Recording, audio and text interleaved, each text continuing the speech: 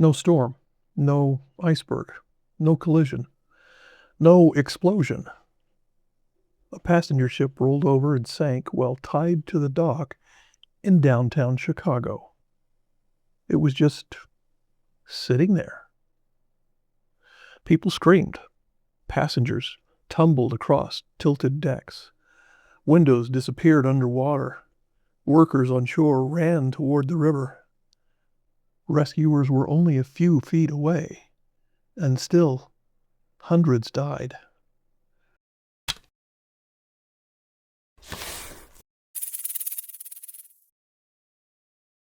So, how does something this catastrophic happen in a place that should have been safe?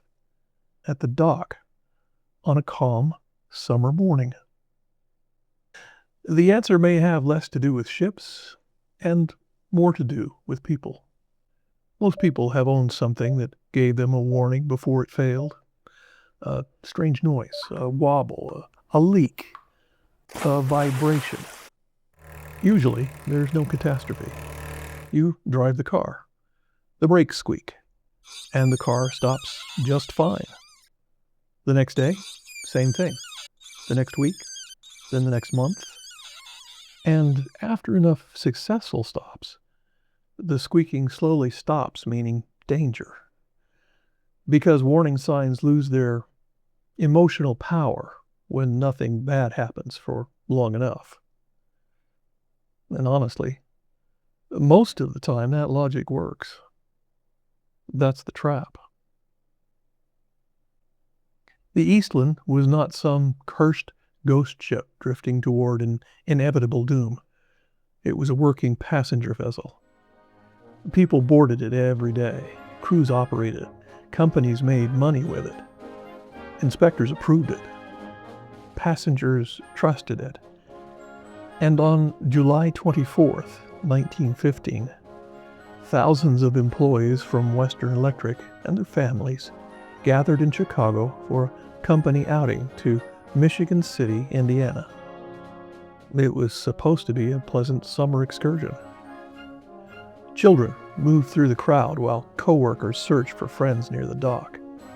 Men in straw hats and women in summer clothes boarded beneath the sound of a band playing on board. Dock workers loaded supplies. People laughed, talked, and settled into the morning. Nothing about the atmosphere suggested catastrophe.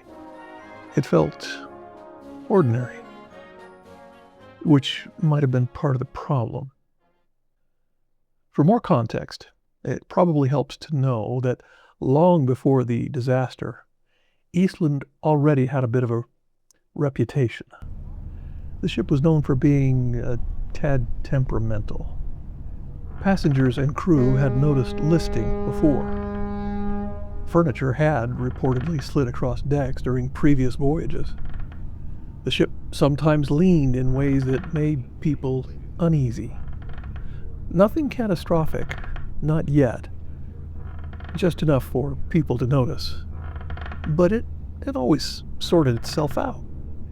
And the ship and its passengers continued on their way. Yeah, she leans a bit, don't you know? That sort of thing.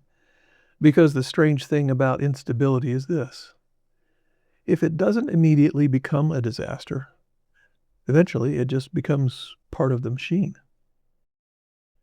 3 years earlier, the sinking of the RMS Titanic had changed the emotional weather of the maritime world. Titanic horrified the public, not just because people died, but in large part because there weren't enough lifeboats. And after the Titanic, people demanded visible safety. More lifeboats, more emergency equipment, more preparedness, which sounds entirely reasonable, because it was. And on Eastland, much of that new safety equipment was placed high above the waterline, where it could be reached quickly in an emergency. The appearance of that gear was reassuring. It looked prepared, safer.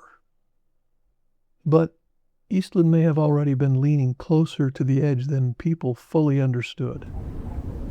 Historians and engineers still debate exactly how much post-Titanic modifications contributed to this disaster. But what does seem clear is that Eastland already had a troubling history of instability. Then, additional weight and modifications were installed on the vessel. Any remaining margin narrowed even further. Not evil, not conspiracy, not villainy, just a system people believed was functioning. Because it had continued functioning well enough. And now, it looked even safer. That's the dangerous thing about systems that fail slowly. They give people permission to trust. The squeaking brakes still stop the car. The old ladder still holds your weight. The fire alarm turns out to be another false alarm. The overloaded extension cord doesn't catch fire.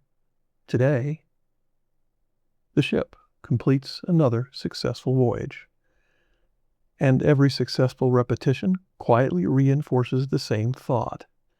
It's probably fine. And honestly, most of the time it is. That's why people come to trust it. That's why organizations trust it. That's why systems silently drift.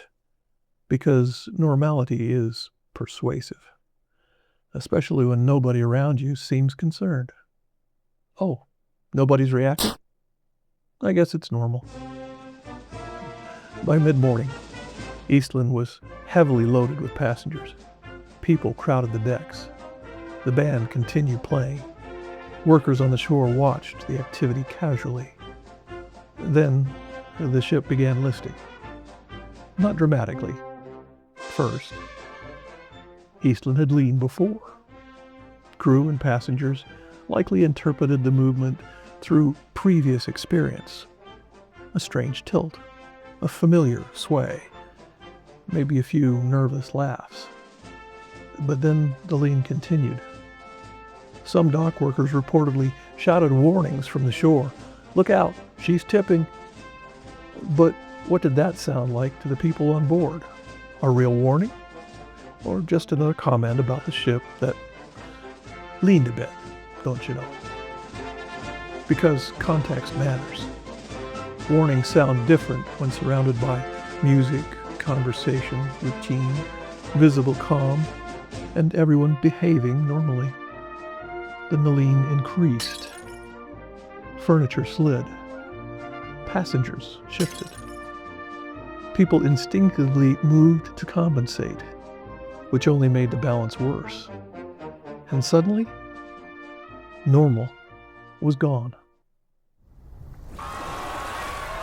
Eastland rolled onto its side in the Chicago River in minutes.